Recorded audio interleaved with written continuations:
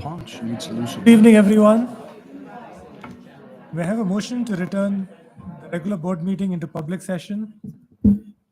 Mr. Will, Mr. Manna? All in favor?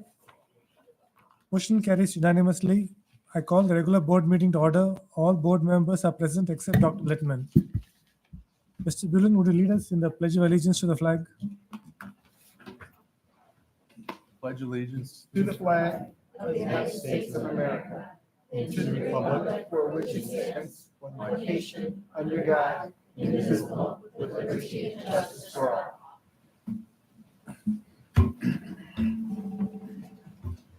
Please be advised that in the event of fire emergency and an evacuation should be necessary, an alarm will sound. Please note all marked exits and evacuate well away from the building. At this time, we request everyone turn their cell phones and other electronic devices to silent. Thank you. Dr. Brownhall, I turn it over to you for recognition. Awesome. Thank you very much, Board President Singh. So tonight, our school spotlight takes us to Williamsville North High School as we highlight the Unified Basketball Program. Over the last decade, Unified sports have grown immensely. Each year at North, the Unified Basketball Program and its student athletes are celebrated with an assembly and scrimmage. However, this year's event was a bit different as it marked the first time a league game was played between two Williamsville Unified teams. I'd now like to welcome Assistant Principal Athletic Director, Ms. Kristen Jurgens-Tong, Unified coaches, and student athletes to share more about this incredible game and their experiences.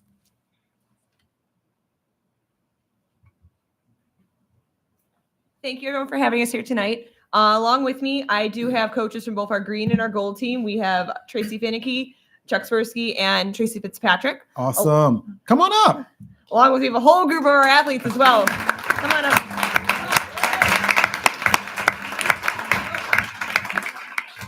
So we have Drew, Avi, Paul, we have Molly, trustworthy. You can't trust him. Colton, Connor, Sam, and David. Awesome. So on May 3rd, we were able to have our assembly game this year. I've been a part of many of these games in the past. What made this year super, super special and what I thought was super cool about it was we did have two Williamsville teams. Awesome. So it was Williamsville versus Williamsville with a packed gym of all of their classmates and teachers. It was electric from tip-off to the final whistle. Again, music going, cheering didn't stop. I think they can all say, great game to be a part of. Yeah. Awesome experience. So not they get to experience it all the time at every single game, but the entire school community got to experience how much fun and how rewarding Unified is. On top of it, at halftime, we were also able to unveil our Unified banner, which now is hung very proudly in our North Gym, along with all of the other varsity banners. Awesome. So on the banner, we're celebrating all of our volleyball, basketball, as well as bowling championships. So Gold played today, won their game as first part of the culminating event. Green will be playing in Medina tomorrow. Then both teams will be in Williamsville Thursday, hoping to add 2 more championships to that banner in the gym. That is awesome. Awesome.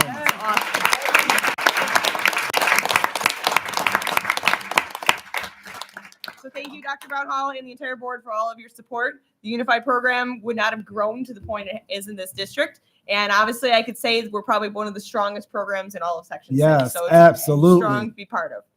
Awesome. Thank you very much.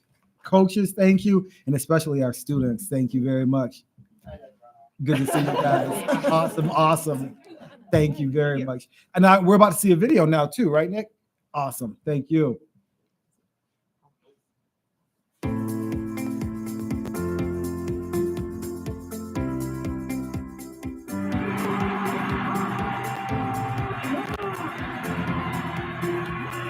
Unified Sports is a way for our special ed students to participate in high school athletics. Today we had 2 of the Williamsville teams playing each other. So we had a pep assembly where all the students at North were able to attend and cheer on our athletes from the green and the gold team. The purpose is to highlight Unified athletics and to show what these kids are capable of. Our athletes do a great job and our partners put them in great positions to be successful. They really enjoy having a big crowd and it really amps everybody up.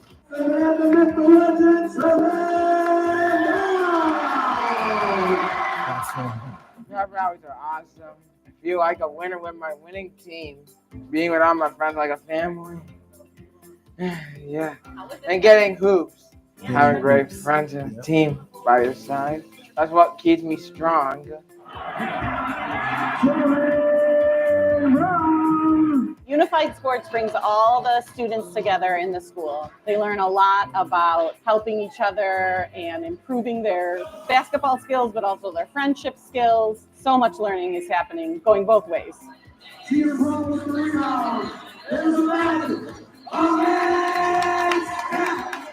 see everybody get really excited for the kids is something special.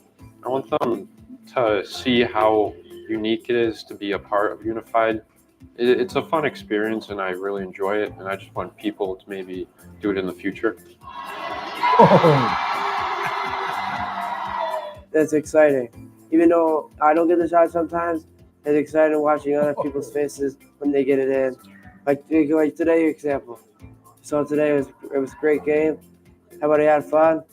Seeing my friends watch me, it felt more exciting than usual. It feels good. It's our goal to have everybody make one basket every game. It's so nice for everybody to be highlighted and to see that their whole school came out to support them. For our kids, they recognize more people's faces and are excited to see them. You see kids high-fiving each other in the hall, calling out each other's names. It just is a lot more school integration. It's one of the best experiences I've been a part of. I have like the best time ever. I think it's so fun. It's such a great thing to be involved in. Everyone is unified together and you work together. It's just an amazing thing to be a part of. Awesome. Thank you very much. Thank you.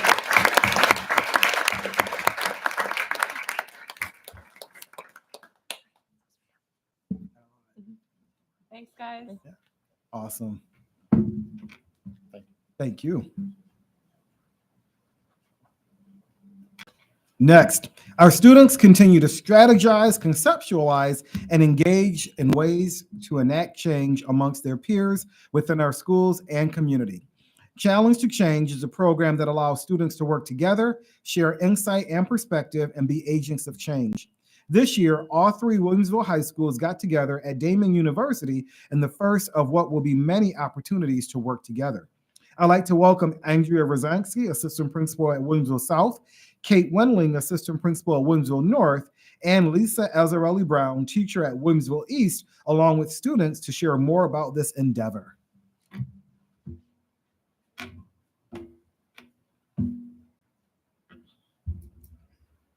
Thank you very much, Dr. Brown Hall. Good evening, everyone. We're really excited to be here with you tonight and to share with you a little bit about what we're referring to as our Tri-High Challenge to Change event. I would like to introduce you to some students who played an integral role in the event and will be sharing a little bit about their experiences. We have Jay Bush, Gabby Rivera, Lamar Ward, Anaya Ramadan, and Devin Ruddick. We really, again, would like to thank you for making this event possible. Without you, we wouldn't have had this wonderful opportunity for our students. Challenge to Change started as a regional event where Western New York school districts collaborated with the University at Buffalo School of Social Work. The summit provided an opportunity for students to engage in discussions centered around diversity, inclusivity, and increasing understanding across differences in schools. This year's event centered around the theme of unity in action, with the support of our keynote speaker, Dr. Javon Hunter, and our workshop facilitators, AJ Rockwell, who is a teacher candidate from Buffalo State University, and Will Raskoff, who's an English teacher and Sources of Strength advisor at Williamsville East High School. Student leaders from each of our high school buildings explored issues that our students face in schools every day, and they came up with ways and things they can do to combat those issues, really starting the following day, but looking into the years to come. Our students courageously reflected on and shared their experiences and identified ways we can build a greater sense of belonging for all students. We really are proud of all they accomplished that day and look forward to what they'll accomplish in the future. They came with open minds, demonstrated courage, authenticity, empathy, and a commitment to change and growth. And with that, I'll pass it off to them to share a little bit about their experiences at the Awesome. conference. Sure. Go ahead, Jay. Or Lamar, you want to go first? Sure. Hello, I'm Lamar Ward from Williamsville South. I just wanted to say that being a part of the Challenge to Change program, it was really encouraging to be around like-minded people and really intelligent adults that helped us spread like that sense of community throughout our school. It seemed really important, and I feel like everybody there took that initiative to take back to our schools and spread that sense of community. Thank you. Hi, I'm Jay Bush. I'm from Williamsville North. When I went to the Challenge to Change thing, it was a nice experience. Like he said, being around people with like minds. But also, when I went there was a lot of kids that like didn't look like me. Like we didn't look like we would be in the same friend group and everything. But then like once you got to like one of the big things about being at Challenge to Change was like perspective of how you view people and stuff like that. And some of these people in there, like I never really thought that I would ever like talk to them and stuff like that because like we don't have like similar friend groups, but like nobody really knows what everybody's going through and like the views that everybody has. And honestly, when I got into a group with some of these kids that I really never thought I would talk to before, like it kind of opened my mind because I was like, wow, like these people really aren't that much different from me. And it's like, I think what we could do a better job on is like including everybody and stuff like that. And Challenge to Change really helped me like view that and stuff like that because now I'm friends with like a lot of more people. Because like I never really thought I would talk to them, but like now I do. So it was really nice to have that. Awesome.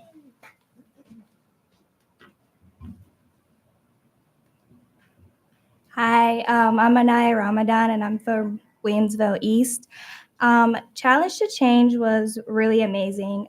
It was really great to see it actually come to life and see the growth that we have from just like the small club that we started with. And yeah, I mean, it was just amazing. Like, it was just great. The rotations that we had, there were 3 rotations that we had, and they were amazing. Like, each person that spoke had a message that they wanted to get to us. And I think it really did get to us. And it was the activities that came along with it made it also like interesting and intriguing to want to keep, doing it and stuff like that. Things like that. Thank you. Thanks, Anaya. Hi, I just wanted to thank the district for providing us with the budget to be able to do something great like this. We were able to have lunch and breakfast, as well as the speakers, the transportation, and being able to have it off campus was really great and made a really special day for us. And I feel like seeing so many people who aren't active members of the club come together to like embrace Challenge to Change was really great to see so many people come together and get to know each other and learn a little bit more about what we're trying to do within our schools every day. So, yeah. Thank you.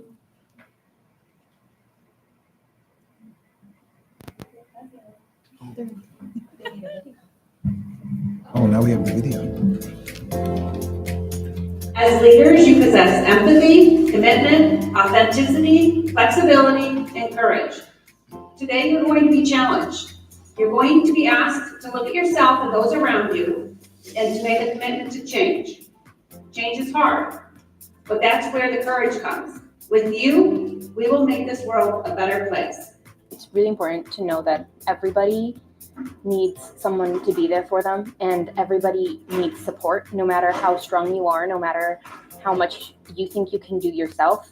It is so important to have community there because, like for me, I know that just being able to have other people there lifting me as inner thoughts and feelings, it was a lot harder to just have one person and you feel your own weight just kind of dragging you down. But with other people there, you can kind of disperse your weight. You can breathe, And I think that is really important too, is having that community. And even if it is friends or family or someone that is close to you, even if it's your parents and stuff like that, it is super important because I think that especially as us being teens, we feel like we need to do things by ourselves. And at least that's just for me or if that's for you. And I know that a lot of people do tend to try to do things their own way and be independent, and I think that sometimes we have to stop and realize that we do need that support and we do need the community. This is what unity looks like as a group, right? Inner McKinsey is supported. We all have our own inner McKinseys, right?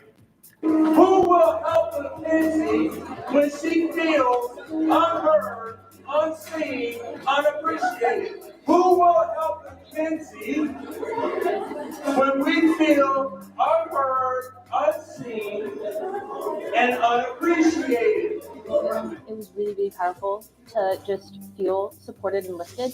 The overall thing, that the aspect that we kind of focused on were the issues that were going on right now with our generation and just youth overall, and then how to resolve that and fix it.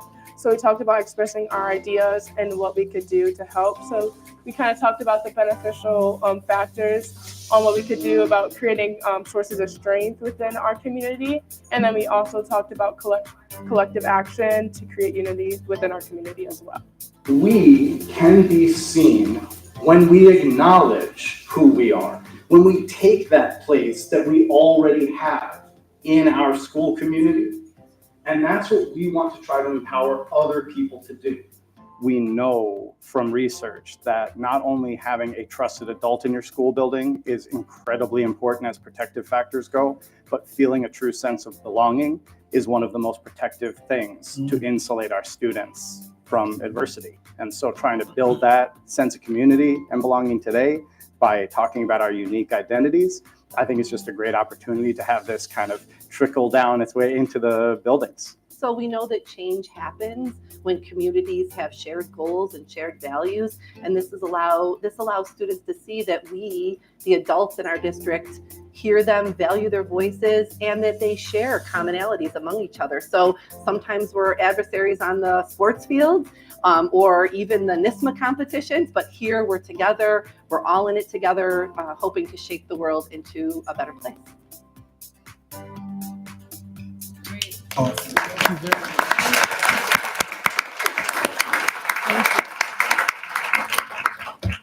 Great things happening in the district. Dr. Singh, I turn it back over to you. Sure. Dr. Brumley has one more. Oh, I'm sorry. I have to turn the page. I forgot. I almost forgot, and this is very important also. So tonight we do have special recognition for many of our board members also who have received New York State School Boards Association special designation for level 1 to 4 of board achievement. So the first certificate I'd like to give to our president, Dr. Swaroop Singh. Congratulations.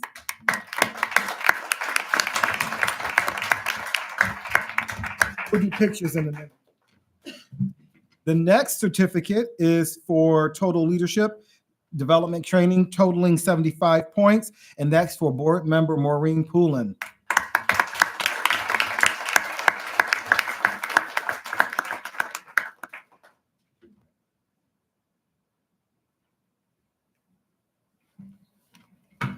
Dr. Lippman is not here this evening, but I will acknowledge him. He also received recognition for leadership development training totaling 75 points. And last but not least, we have recognition for our vice president who received leadership development opportunity points totaling 150 points. So she has a board excellence award, and that's Vice President Crispo Kazmarek Bogner.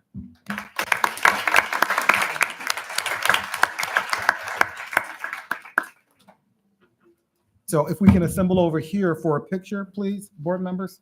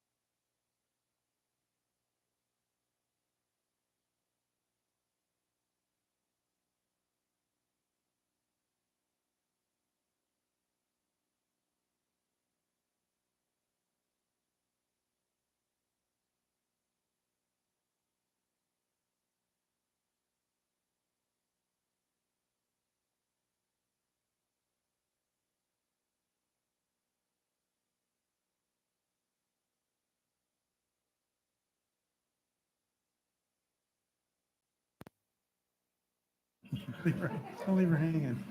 Yeah, All right, Dave. Lynn, see, this is why I tell everybody, I want to say thank you to our district clerk, Lynn. Carey. Keeps us on our toes. Thank you. All right, now, Dr. Singh, I turn it back over to you. And good luck to the unified team for the next game. Yeah, good luck. Yeah. Yeah. One plays tomorrow and then they both play Thursday. Awesome. Maybe they'll be back at the next board meeting. Yeah, I'll report back. Okay. Are there any other board acknowledgements, Mike? I had an acknowledgement. Kind of put my parent hat on here, but about 2 weeks ago, we were invited to Maple West. Mr. Van Sice, a second grade teacher at Maple West, have been doing this for years. My oldest son got to do this. Unfortunately, it was during COVID, so the parents couldn't come in. But he put a whole presentation together and emailed it to the parents. But he does every year an animal research project and presentation where the kids in second grade actually write out a 6 to 8 page paragraph essay. I mean, so at a young age in second grade, they're learning how to write a research project. They do a works cited page, and what he does for those kids educationally, but also, socially, to get them in front of a group of parents, some that they don't know, and present. It was incredible.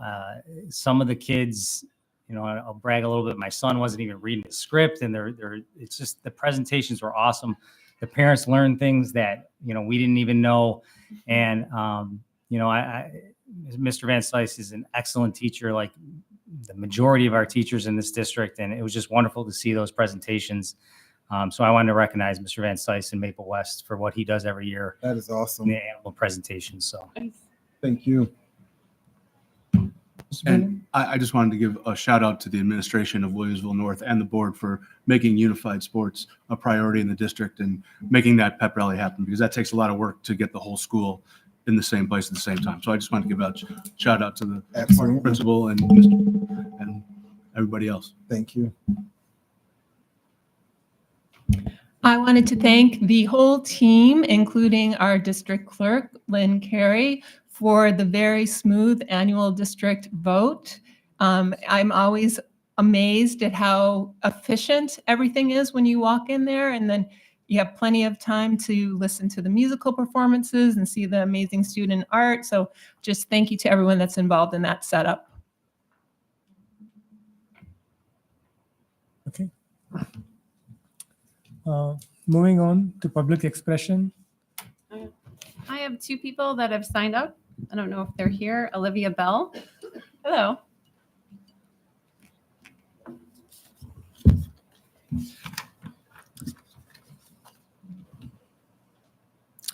My name is Olivia Bell. I am 17 years old and I am a student at the Williamsville District. I attend school at Williamsville South High School, and I am here today to bring up an issue that has surrounded much controversy for myself and my fellow classmates for the past few years. The issue that I'm concerned about is the reading material we have access to in the library. There are a few books that are very inappropriate for teenagers to read. The first book I'd like to bring to your attention is called This Book is Gay, written by Juno Dawson. There's a specific chapter from the book that is called The Ins and Outs of Gay Sex. Here are a few of the quotes from the chapter that I hope can show you guys how perverted this book is and how insane it is to have in a school with minors and underage children. Just warning everybody, they're really kind of graphic, so I will try to make them as non-graphic as possible. But I think y'all might want to hear it. Perhaps the most important skill you will want to master as a gay or bi man is the timeless classic, the hand job. A good handle is all about the wrist action. Rub the head of his cock back and forth with your hand. Yeah. Another one, oral sex is popping another dude's peen in your mouth, or indeed popping yours into his. And another one, how do you know if you're a top or a bottom? It's easy. The thought of having a big hard thing poked up your tush is arousing, you're probably a bottom. And I will get rid of one of these because one of these is a little much, but I will tell you in one more. The clitoris really does like being licked and kissed. Again, girls can take it in turns to perform oral sex, or feeling adventurous, they can perform it at the same time. This isn't even written on here, but me as a student seeing this is one of the most disappointing things I could ever see. This is only one of the many books that has this type of language in it. Is another called The Big S, Queer Sex. And the language in that book is the exact same, if not worse, than the quotes I just read to you all. That's why I didn't include any. I have this picture. This is me when I was 13 years old. This is me, this little girl who was so excited to go into high school.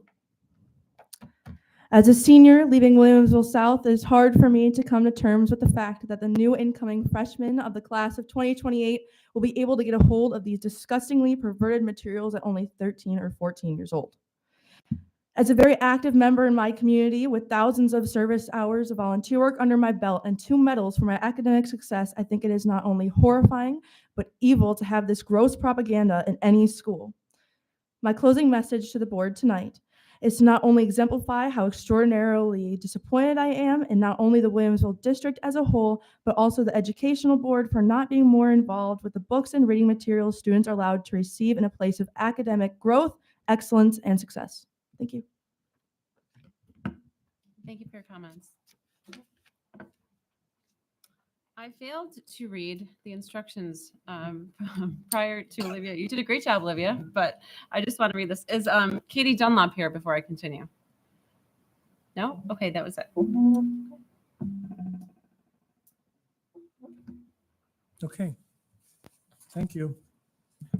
Moving on to Superintendent's report, Dr. Brownhall. Thank you very much, Dr. Singh. So we have a few items this evening. The first, we will have a presentation from our Director of Social Studies and Library Sciences, Karen Greco, and she will be reviewing our Policy 8290 Community Service component of the participatory government course. So there are some things we looked at. I know last year this policy was brought before the board to allow students to have the entire school year to do their government hours, as they're called. So we are examining this policy again, and Director Greco is taking the lead on that. So she's going to present to you where we're at this point.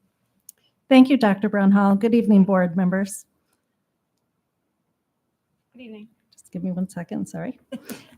Thank you for the opportunity for me to provide a brief update on community service in Williamsville.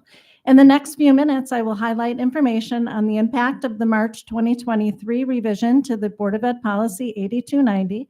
I will share feedback from high school social studies teachers on community service, provide information on the Seal of Civic Readiness program in Williamsville, and share planned next steps. In March of 2023, the board policy on community service was revised to allow students the school year to complete 20 hours of required service during the year in which they are enrolled in participation in government or its AP equivalent. To gather feedback on the impact of the revision, government teachers completed a Google form which indicated the number of students assigned an incomplete at the end of the first semester as a direct result of not completing the required service. 4 students out of 169 district-wide received an incomplete. As you can see from the slide, most students completed the required hours while enrolled in participation in government. But for those who did not, an incomplete allowed them the remainder of the school year to complete their service. Government teachers also indicated the number of students entering the spring semester either partially or fully completing the service requirement. Out of 327 students district-wide, 22 students completed the requirement at the start of the semester, and an additional 130 students had completed some of the required hours. As you can see from this information, it is evident that having the school year for students to complete the service requirement has been beneficial.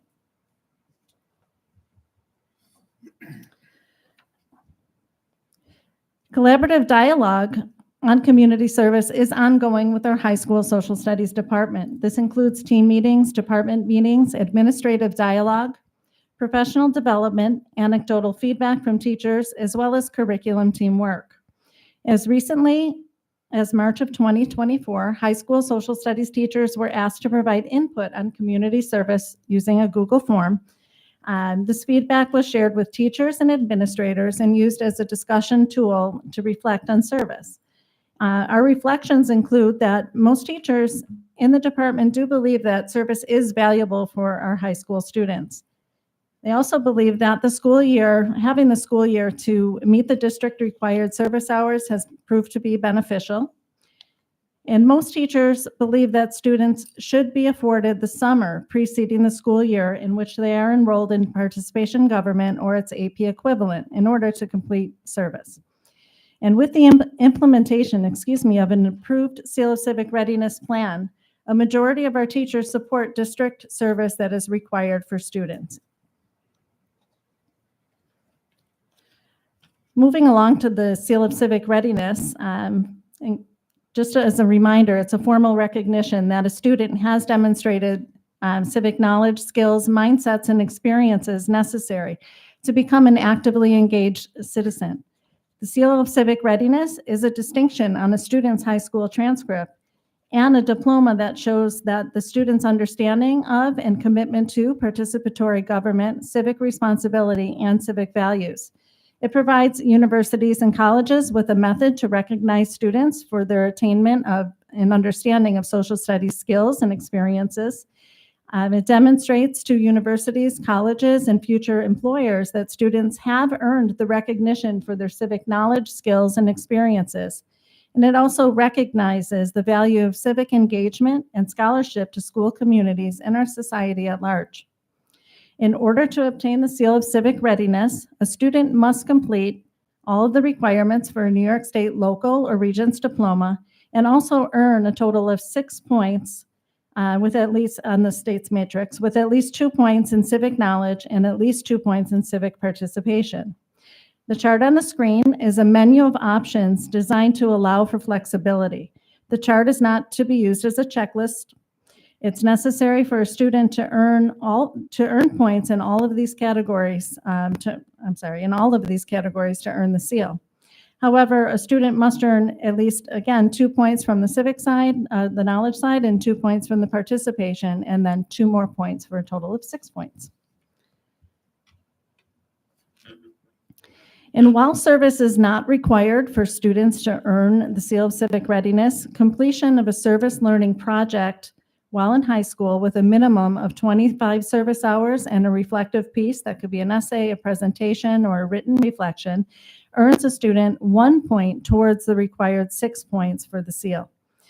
Points for service can be earned multiple times. The criteria that has the asterisk next to it on both sides means that it can be earned multiple times. But in regard to the Seal of Civic Readiness, Williamsville's application to NYSED will be submitted in the coming weeks. With NYSED's approval, Williamsville will offer the Seal of Civic Readiness to students beginning next school year. So as we move forward with our Seal of Civic Readiness application and the board continues the review of policies, we are working diligently to provide recommendations to assist in informing revision to policy 8290. A committee of representatives from each high school are working to make these recommendations, which will include recommendations for the required number of service hours, continued association with a particular course. So for example, will it be the recommendation of the committee to continue the association with the government course? Time period for students' completion of service, be it during the school year, the entire year, all of high school. We're not at that point yet, but inclusion of a local distinction or tiered recognition for students completing more community service than what is required. But through all of this, we are discussing ways to ensure continued voice in such recommendations. And that is all I have this evening. I appreciate your time and attention. Thank you. Thank you. Thank you very much, Karen. Board Member Buellen, you have a question? Yeah, I'm a history teacher. And so this is new. I've watched a lot of these presentations and I think they're really good, but I'm going to ask a difficult question. Outside of New York State, what does that seal really get the kids? Like, because the colleges and universities in New York State will know what it is, but will Alabama, will Nebraska, will UCLA? So many states throughout the country have a Seal of Civic Readiness program, and each of those programs are unique to the state in which it is offered. Right. So it's similar to a Regents diploma. I mean, it really is dependent on where a student is headed. Do you think it's worth it? Of course I do. I absolutely do. It allows our students to show their passion for social studies, to be an actively engaged citizen. It allows them to give back to the school community in a variety of ways, while also attesting to the effort and time that they're putting forth to gain knowledge and experience in the social sciences. Thank you. Absolutely. Karen, great presentation. Thank you very much. Thank you. Greatly appreciate it. And we will update the board. Once we get more feedback, we're working to make sure we're also elevating student voice, which is part of the CR-S education framework. We want to make sure we get the student voice in there. We'll be back to the board with what the recommendations are. So thank you very much for that.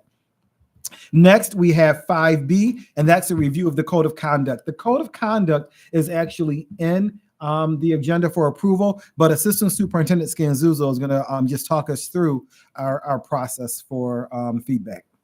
Thank you, Dr. Brownhall. Excited to talk to you about the Code of Conduct. Here is a printed copy of it. I think it looks amazing. I'd like to congratulate and thank the District Wellness Committee for the work that was put in to revamp and revitalize our current Code of Conduct, really fulfilling one of the goals of the strategic plan to update this Code of Conduct and have it reflect some of the goals of a restorative type piece and a theme to it. I think that we did a really nice job in making it an easy read. I think students, staff, faculty will enjoy reading this. It's a great go-to piece. It gives you a lot of insight about how things are handled within buildings from a procedural standpoint when it comes to the Code of Conduct and students maybe not reaching the level of expectation in our buildings. We had our public expression piece available for 30 days. We had 44 responses. Our District Wellness Committee we had a meeting. We reviewed the categories of the responses. They really came in like 3 different areas. One was kind of like formatting and edit concerns that people saw, which we had updated and made those changes as they were coming in. The other 2 areas, one kind of really had the focus specifically on dress code. There seemed to be a lot of conversation about student dress, primarily at the middle and high schools. And, as opposed to kind of having concrete or documented examples of what was appropriate or what's inappropriate, we wanted to keep it where the buildings are going to, and we had conversations at our principals meetings about the enforcement of our dress code policy and what that looks like from a consistency standpoint, and empowering our staff, our faculty and staff to make those decisions about, what we would consider inappropriate. So that was another area. And the other area had to deal with really just more of a faculty's, from the faculty perspective, as being an essential partner with the Code of Conduct and ensuring, some clarity on building relationships, making efforts to accommodate families, promote participation in Tier 1 community circles. And, it was kind of come to the agreement that we were going to provide training in those areas to provide our staff with more of an updated expectation of what the restorative practices model looks like. We've been incorporating this since 2017 when we incorporated mindfulness in some of our community circles, and that's all part of what restorative practices is. But it's really about empowering all of our teachers to be Tier 1 interventionists when it comes to just creating relationships with students that make them feel, like the kids said here in our presentation, welcome, make them feel like they have trusted adults that they can go to, and kind of help them in situations or in times where maybe they're just not themselves. Just knowing that there's somebody there to advocate for them, and for those who really need additional supports, it's great that the teachers have the ability to intervene and kind of maybe make other people known of these students who maybe need additional supports, like their social workers, school psychologists, or counselors, to maybe reach out to these kids as well. So having said that, extremely proud of the work that's done on behalf of our committee, which incorporates teachers, administration, Board of Ed members, community members, and students. Super proud of this Code of Conduct. Awesome. Thank you very much, Assistant Superintendent Scanzuzzo. Are there any questions from board members? Awesome. Item 5C is the annual district energy update, and you can see that document is in board docs, but our natural gas consumption and cost are down, as well as our electricity consumption and cost. So that report is in board docs under 5C. And now we'll go on to the community update, item 5D. Can you pull it up, Nick?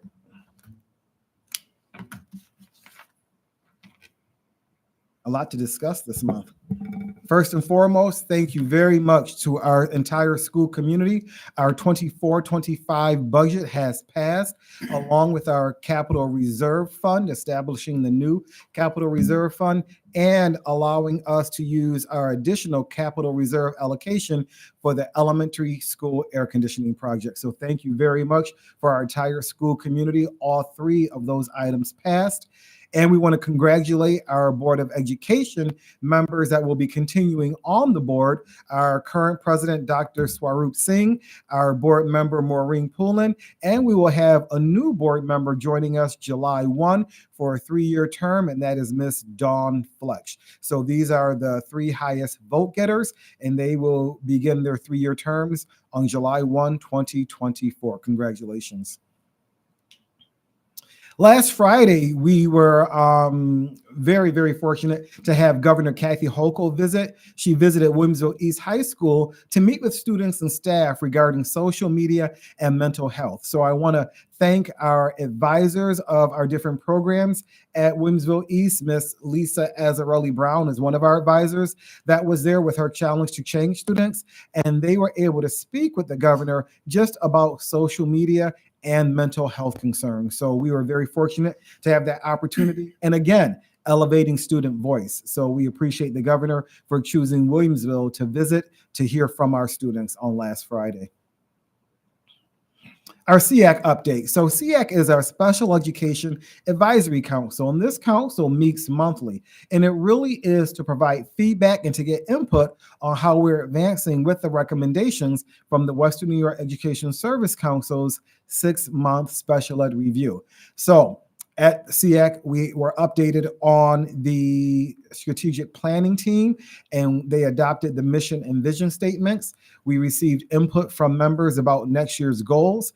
We are able to hire 2 additional behavior techs because of the reallocation of budget funding, because we will not have that 4th self-contained class at Transit Middle School. We updated the group on our Director of Special Education interviews, and we're very fortunate in our packet. We do have a recommendation for the board to consider for our Director of Special Education, our 4th position, and the district special education summer school program at High Middle School, and professional development opportunities over the summer for staff and aides were also discussed. So our administrator hiring process, I sent out a message, and I appreciate the board feedback, the PTSA feedback, just about really demystifying what happens when we have administrator openings. And we wanted to identify what our process was, and that's why I have it here in the community update. So anytime we either get a resignation or an administrator advances to another position, we look to see if we're going to need an interim person to fill that position. And if we do, we actually look at the administrators we currently have in the district. We conduct interviews for acting, and then we place someone in an acting position if it's necessary. We then proceed with the job posting. We assemble an interview committee. They meet to determine what questions will be asked. And then we actually review every resume that we receive to figure out who will be invited to the round 1 interview to meet with the interview committee.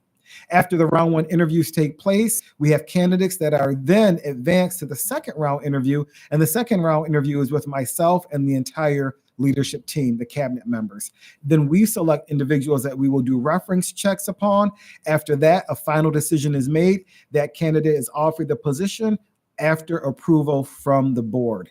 And then the Board of Education approves, and then we appoint that person to that position. So we do have 2 individuals that will be considered by the board this evening for probationary positions, and we're very excited about that.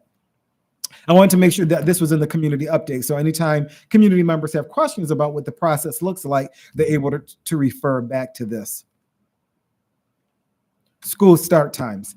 many of our community members know that this is something that we've been looking at. It's a multi-year goal. We are very pleased to have the principal of South High School, Keith Bortman, be the chair of this committee, but it's really looking and examining the research on appropriate school start times for elementary, middle, and high school students. So from the fall of 2023 to April 2024, they began the research gathering and development. April 2024, they began the transportation information gathering. This month, they're looking at the initial advisement and recommendations. And over the summer, we're preparing for focus groups. Now, as soon as school starts back, we will be holding our focus groups with parents, students, staff members. October 2024, we will have our transportation plan development, and final recommendations will be developed December of this year. Those recommendations will be brought to the board either in December or January 2025. The board will consider, the board will ask questions. We will open it to a 30-day comment period, and we will look for board approval after final consideration in February of 2025. Then from February 2025 to August 2025, we will have our informational campaign. And we have to start early because we know that scheduling is done very early in the spring for the following school year. So this is our timeline when we are considering any changes that may need to take place to school start times based on the research of what the best start times are for our elementary, middle, and high school students. We have our Regents exam schedule in the community update. Just for ease of reference, I won't go through every exam, but they are all listed here so that if parents are wondering, the exams are already posted and these are when they are being offered. One of the highlights, well, many highlights during the school year, but one of them as we end the school year is our senior memory walk. And that will take place on Thursday, June 20th. Each memory walk will be recorded and shared through the district and school newsletters and social media channels. What this allows is for our senior high school students to actually wear their cap and gown and go back to their elementary school. So the teachers that gave them their foundation can actually see them in their cap and gown as they walk through a senior parade through their elementary schools. And it's so great because the elementary schools actually also call back retired teachers to take part of that day also. So it's just exciting. And everyone loves it. I can't tell you, last year, there are so many teachers and students that were crying. It's an emotional day, but it's very, very exciting. So that will be on Thursday, June 20th. We're very excited about that. We have our summer school dates here, and we've had this for the last 3 months of community update. And we also have our 2024 summer school website updated and available. So elementary and middle is at Transit Middle School. High school will be at Williamsville East, and special education summer school at Heim Middle School. Heritage Hall at Maple East.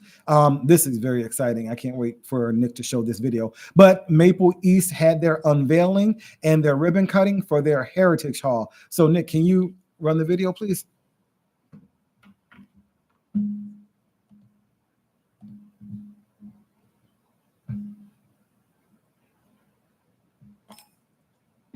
The Heritage Hallway is a result of a survey to our families and staff to ask which countries and languages were important to them. When a new family's coming into the building, this is going to be one of the first hallways they see when they're going on a tour of the school. So just knowing that their heritage is going to be respected within this building, I think goes a huge way to building that community, not only within the classroom, but within our families at Maple East. I feel proud because you can see where I come from, and it just makes people feel more connected and less separated. Heritage helps us understand what their background might be, and we might even share something with them. For example, me and him both share India, and maybe a few other kids might share Italy, for example. I feel maybe that might help them connect a little more. 2, 1.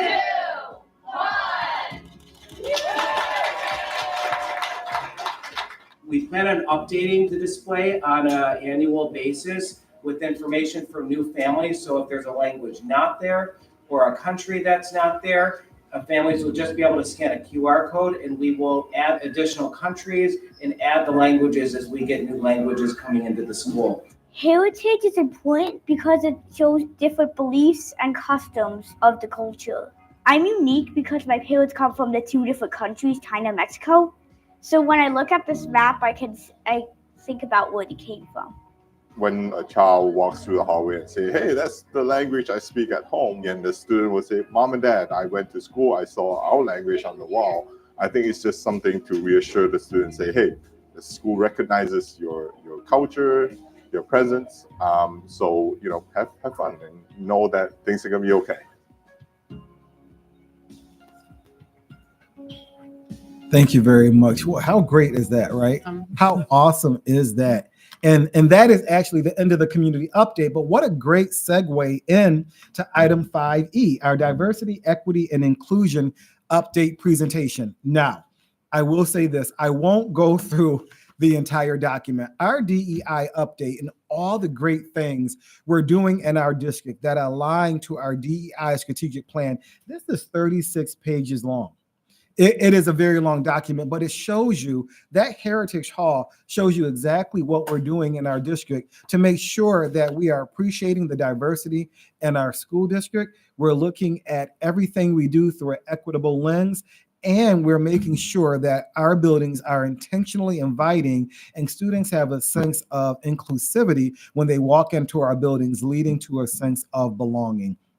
I will highlight just a few of the things. For example, our goal of creating a diversity, equity, and inclusion culture in the district and schools. So one of the things that we've done is building level DEI teams have been formed in all of our buildings and are meeting regularly. And they come up with ideas like the Heritage Hall. They're engaged in and supporting a variety of building level initiatives, including but not limited to professional learning opportunities and student assemblies with Dr. Javon Hunter, book studies, for example, Belonging Through a Culture of Dignity, school-wide read-alouds using diverse texts, Challenge to Change, our cultural diversity clubs. You all saw the Challenge to Change clubs here today. We had that Tri-High Challenge to Change conference at Damon University. Collecting, developing, and or providing DEI resources to faculty, conducting belonging surveys, and analyzing results to inform future team goals. So this entire document is full of what we're doing as a district to really reach our DEI goals. Not only that, we will also be highlighting on each school's individual webpage what those schools are doing that are unique to them, that are in alignment with our DEI goals. So again, there's so many great things in here, but again, it's 36 pages. It's already 8 o'clock, and I know a lot of board members are like, okay, Dr. Brownhall, we get it, but there's a lot of great stuff in here. So I encourage you all to please read where we're at on our diversity, equity, and inclusion updates, okay? And that is it for the superintendent's report. I know it's a lot, but that is it. Thank you very much. Dr. Singh, I turn it back over to you. Well, thank you, Dr. Brownhall, for keeping it relatively short. Moving on, are there any committee members from the onboarding committee who would like to comment on the report? Yeah, we actually have a presentation. Do you have that, Nick, put up? No? While he's getting that up, sometimes it takes 2 or 3 years of school board service for a member to actually become knowledgeable and confident and be effective on the school board. So part of this committee, myself, Maureen Poulin, and Dr. Carrie Spicer felt it was very crucial to ensure a smooth transition for our new school board members to have these specific items in place. I can, okay, no problem. I'm going to keep reading that. So this equips new members with necessary knowledge and skills and fosters their understanding of their roles and responsibilities, ultimately enabling them to make informed decisions that positively impact the education system and the Williamsville community they serve. So of these topics, I won't read them all, but going through the bylaws, onboarding documents that Lynn will be providing to our new member. Also, what we have new on here is the mentorship program. So what we're going to do is have volunteers who would like to mentor our new members. And then the president and vice president will decide on who will be mentoring our new member in this case. Any questions on these items or our onboarding process? Or any comments? Yeah, I'm just going to make a couple comments. One, a lot of the things that were on that slide are things that have been going on, an ongoing process in the past, and we have to commend our excellent district clerk for keeping all of us on track with so many things and the wonderful job that she does in onboarding. So the added piece of the mentorship is a reinforcement basically of that, so that a brand new board member without the alphabet soup knowledge that we gained very quickly as a board member, as background, will have some reinforcement as somebody to readily go to ask questions. But also, when you're presented with a whole bunch of information all at once, it can be a little overwhelming and not really have ready access to know when to grab it when you need it. So that will be a part of the mentorship to help people negotiate that and to reinforce some of those things at the appropriate time. So important.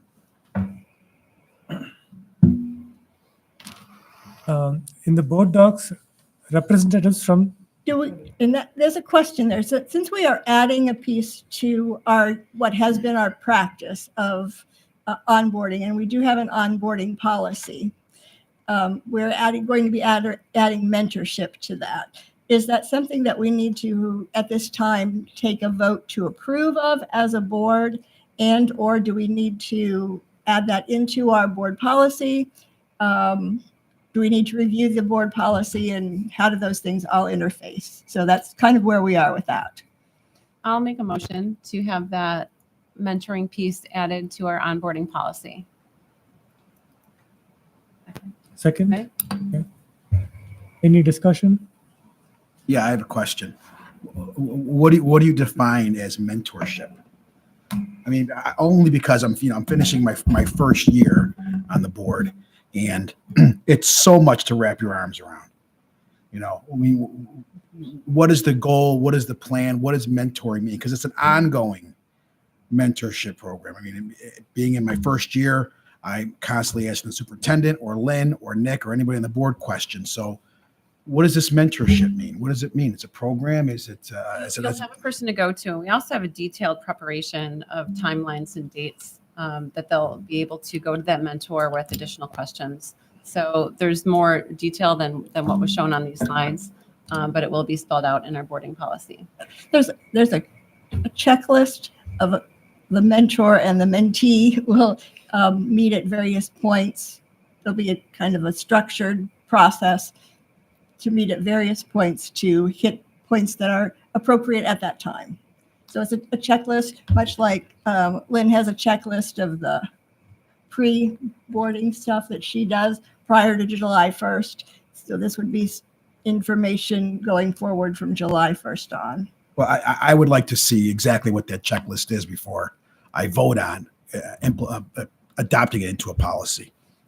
Okay. We'll provide that. And I'm not accusing anybody of doing anything nefarious, but I think if we're going to adopt something, we should know exactly what we're adopting, what the definition of mentorship and what the plan is. I was just going to offer, Mark, as the new kid on the committee, a lot of this is, as Maureen said, there is the checklist that we get. It covers things that a new board member doesn't have access to before July 1. So you can have a conversation with an existing board member to cover some of these things. So it really covers some of the gaps in the knowledge, so that you don't have to call 3 different people to get the answer, but you'll be connected with one person to have that conversation.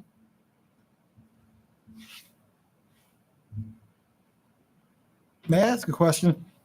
How would it change the policy? I think that might be beneficial for board members to actually see the policy, and how will it change? So is this motion to actually consider policy change, or is it to add it to the policy? Just to add the mentorship portion to the policy. I guess I would amend it that we may just need to look at the policy as a whole and see how mentorship fits in there. Because that might be your best. Because I believe that, I was in a different situation. I was elected. I was sworn in the next day because I was filling the unexpired term of Teresa Leatherbarrow. So, nobody mentored me. Well, But none of I'm us are just, members. no, I know exactly the mentorship, and I think that part of the mentorship program should be time with every board member, especially the younger ones, the newer ones who say, I wish I knew this when I first started. Maybe pay a little more attention to this aspect, and even the ones who've been on who are more senior to say, this is my experience after year one. How you grow and how you learn things. So I think mentorship is just not going to one person or two person. It's talking to everybody on the board because we all share the same experience, but we come at it from our own unique perspective. And I think to share that through a one-on-one meeting is valuable to both sides. And I think that would be encouraged. And part of the makeup of the committee was also folks who had varying levels of experience on the board. Mm-hmm. So, that feedback was given that we could formally design this mentorship experience while also understanding that we would, of course, be talking to everybody as questions came up.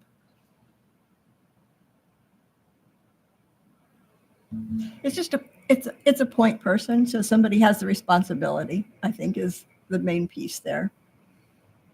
So I guess in this case, we're just going to review the policy as opposed to making any changes now. I will make a motion to amend the amendment, amend the motion to be a review of the onboarding policy with the intent to include mentorship as a component. Sounds good. Anyone seconding? Christina, second. Any discussion on the change to the amendment? Can we just table it? That's the next. I'm just throwing it out as an option. Just to make it cleaner for the minutes, but that's, it's your motion. I'm willing to entertain it. So we take a vote on it? A vote as amended. Okay. Everyone in favor of the change to the amending the policy on onboarding? All in favor? Next 5. So it's 1, 2, 3, 6 in favor, and any opposed? 2 opposed. And Dr. Littman is not here.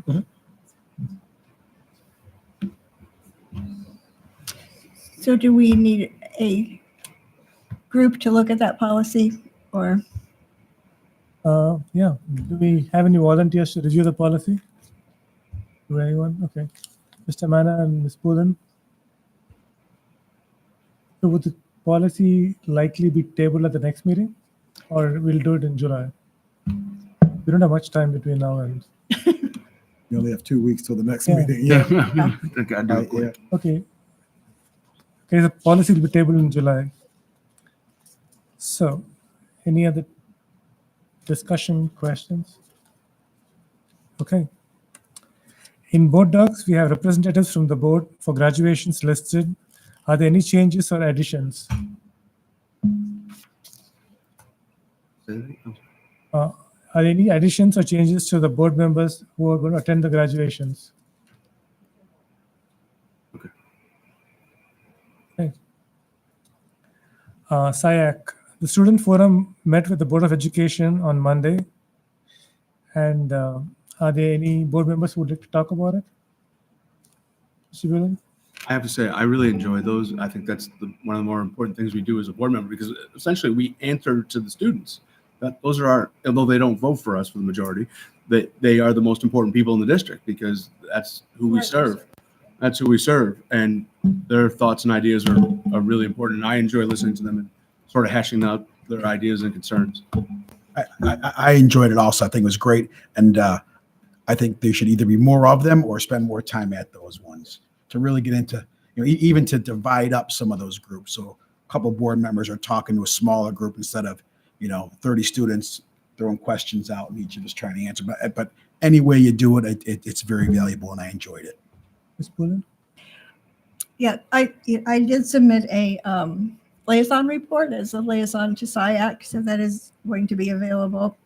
they talked to us about 3 topics, and they're very insightful in their understanding of the topic and their willingness to put forth ideas of how to address it. So I always commend them for that, because we don't always get that when we have community forums in any of our other community forum formats. So that's a testament to them. I know that as a SIAC liaison, I have mentioned the possibility of, rather than doing it in the format that we have done it, to actually go to each of the high schools individually and meet with the students from each high school, which might give us more access to more students and give us a broader. So that's something that we'll explore with SIAC moving forward. Any other comments? No? Okay. The upcoming building visit, the last one, is listed in board docs. Are there any changes or additions? Okay. Moving on, items 6D through 6H. 6D, the policy committee meeting for the 8,000 policies met on May 22nd. Updates on these policies will be coming soon. 6E and 6F, ECASB and NISBA items are in board docs. Ms. Blackinger and I will be attending the ECSB Awards dinner. Ms. Blackinger has a volunteer to coordinate the basket donation. Thank you. Newly elected board member Dawn Flesh will be attending the mandated trainings through ECASB starting tonight, June 1st, June 11th, and June 15th. Thank you all board members who volunteered time to ECASB committees. Under NISBA, Ms. Pullen and Mrs. Kazmarek-Bogner will be attending the Leadership in Education event July 19th and 20th. Is anyone else interested in attending? Is this the one in Albany? Yes. Okay. I guess not. I'll be going on. See you there. Okay. The Artificial Intelligence, a New Frontier for School District policy was held on May 8th, and 2024 NISBA enacted state budget analysis was held on May 25th. Would any board member would like to comment on these presentations? Kristen? Sure. Just briefly, the AI, they provided a NISBA sample policy for districts to consider as they're looking at how they would like to implement generative AI in schools, both within staff and faculty use and within student use.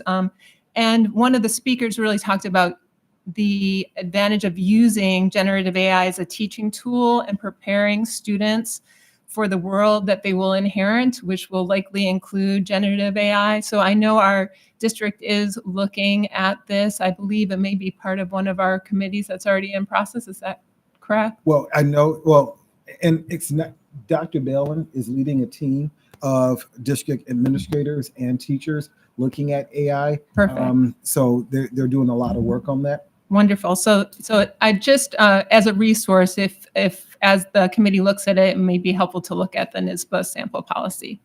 Thanks. Thank you.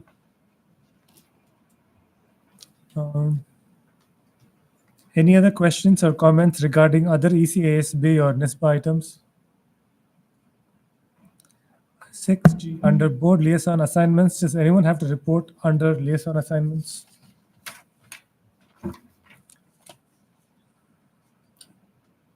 There's only actually one meeting left after this for this school year. So thanks to all the board members covering building and committee assignments and reporting on these meetings. And in correspondence, we have questions on budget, cell phone policy, and AI in the last month. Moving on to agenda items 8 through 12, the vote results, minutes, personnel, business and finance, and exceptional education, special needs and student activities. May I have a motion to approve the agenda items 8 through 12 as presented? Mr. Manna, Ms. Kazmarek-Bogner, any discussion? All in favor? The motion carries unanimously. Congratulations and welcome to newly appointed Director of Special Education, Christine Barth.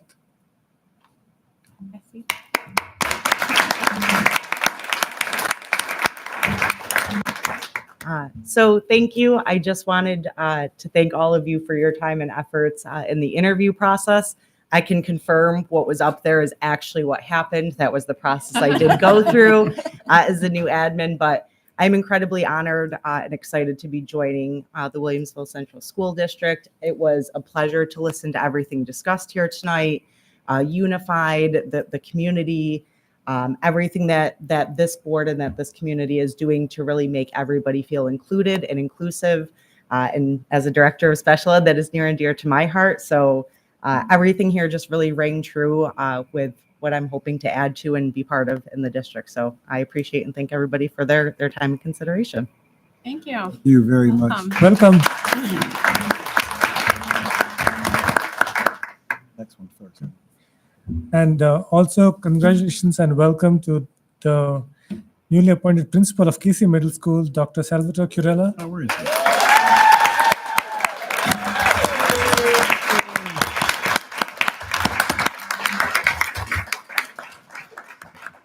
Thank you. Good evening. I would like to express my gratitude to Dr. Brown Hall and the Board of Education for appointing me to the next principal of Casey Middle School. This is an incredible honor, and I'm truly excited for this opportunity. I've been deeply privileged over the last 2 months to work alongside the incredible teachers and staff of Casey Middle School. I'm thrilled that we get to continue these collaborative efforts, building a dynamic school community where every student can thrive academically, socially, and emotionally. Thank you once again for this opportunity. I couldn't be more proud to call Casey Middle School my new home in this great district. Thank you again.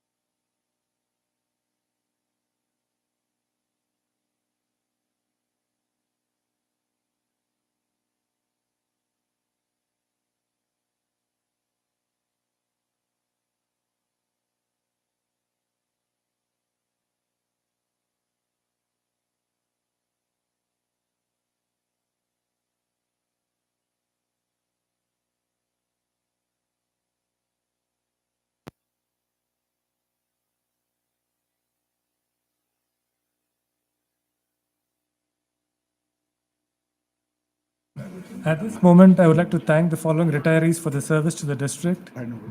Mary Jaska, clerk typist, High Middle School, 17 years. George Suba, laborer, Maple East, for 25 years of service. Thank you.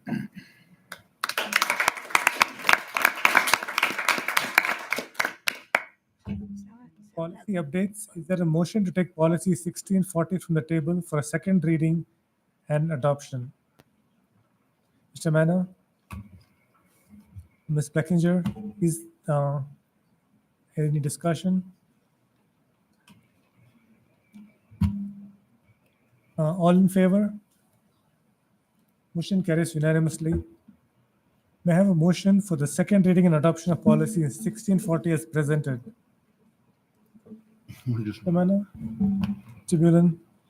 Any discussion? All in favor? Motion carries unanimously. May I have a motion to approve and adopt the code of conduct as presented? Ms. Poland, Mr. Bullen, any discussion?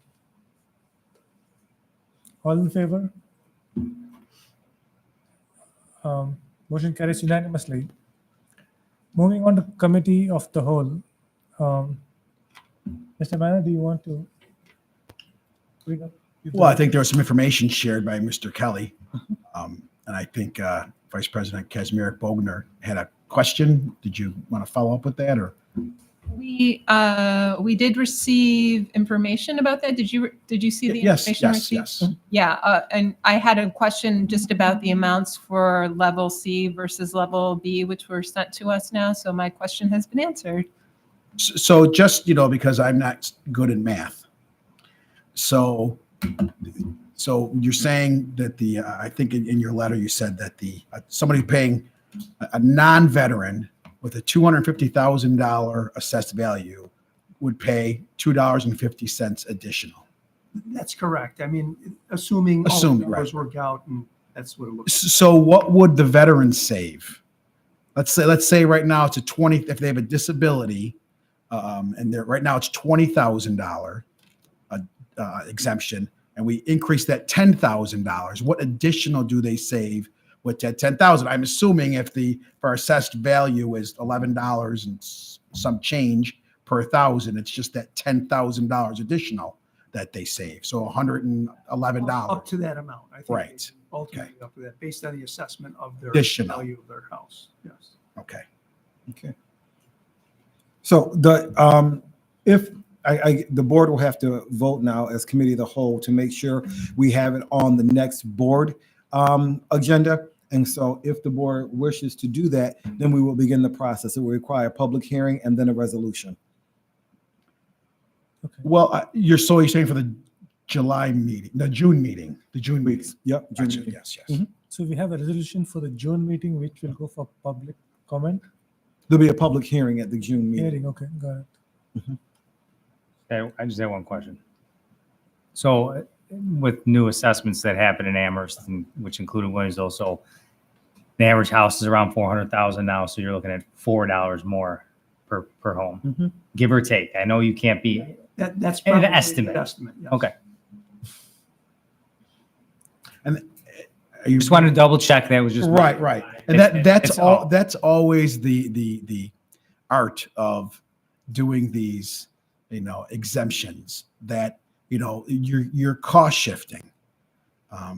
Somebody's paying less and somebody's paying more. And I think, responsible elected officials, public servants who have to monitor what taxpayers pay are in charge of it to some extent.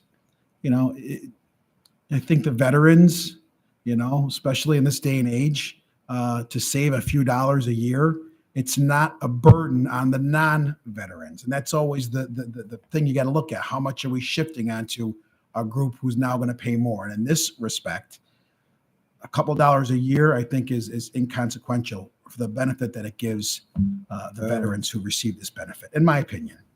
Well, I have a couple of questions. One is, do we know at what level the town of Amherst, for instance, is? Are they a level A, B, or C? I guess. The only thing we I'm sorry. No, go ahead. Thing we have are the other school districts, and we don't have the town of Amherst. No, we have the other school districts And the other school districts are? at various levels. Yeah, right. Yep. We've been at C for how long now? Since 2015. That's when it was implemented, was 2015. Correct. We started at C. Okay. I won't say I'm positive, but I believe Amherst is B. Is B? I'm not 100%. Amherst School District? No, Amherst Town. Oh, the town. Okay, Yeah, I'm I'm sorry. not 100% positive, but I'm Okay. I think, I'm sorry.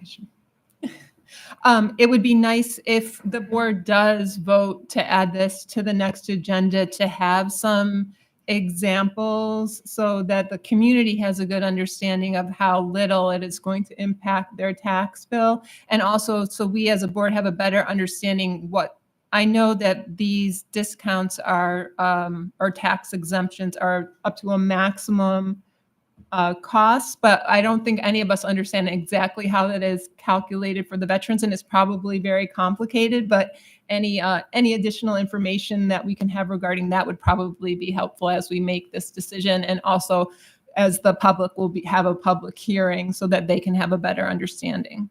Then what we'll do is we will actually have it presented. We'll put it in board docs and then have it presented before the public hearing so that everyone is speaking not on fragile knowledge, but all the information they have. I think that would be best, to your point. But I think also, to Mr. Mana's point, having reviewed this, since 2015, realizing and looking at the numbers and what veterans have contributed and making sure that individuals know the minimal amount that will be placed on their increased tax bill. I think that's important for them to know also. So thank you very much for all of that. And that's why I wanted to add with the new assessments and what homes are valued around here. It's correct. It's still not an outrageous, piece. Correct. What, $1 million house is going to pay $10. $10, yeah, and it's just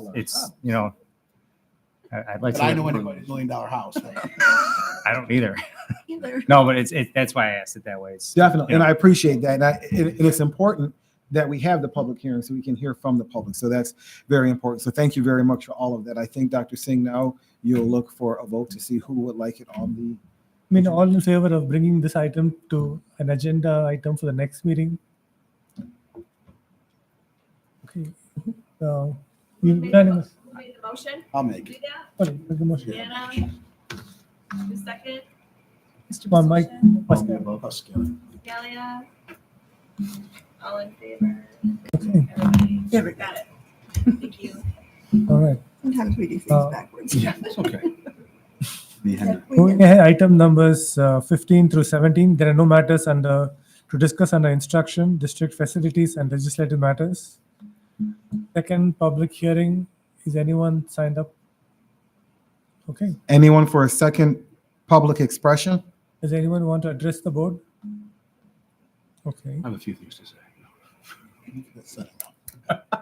Our next meeting and the last meeting for this academic year is on June 11th. And the organizational board meeting will be held on July 2nd. May I have a motion to adjourn the regular board meeting? Dr. Kerry and Ms. Pascalian? All in favor? Motion carries unanimously. That was fun. Thank you. Thank you, board members.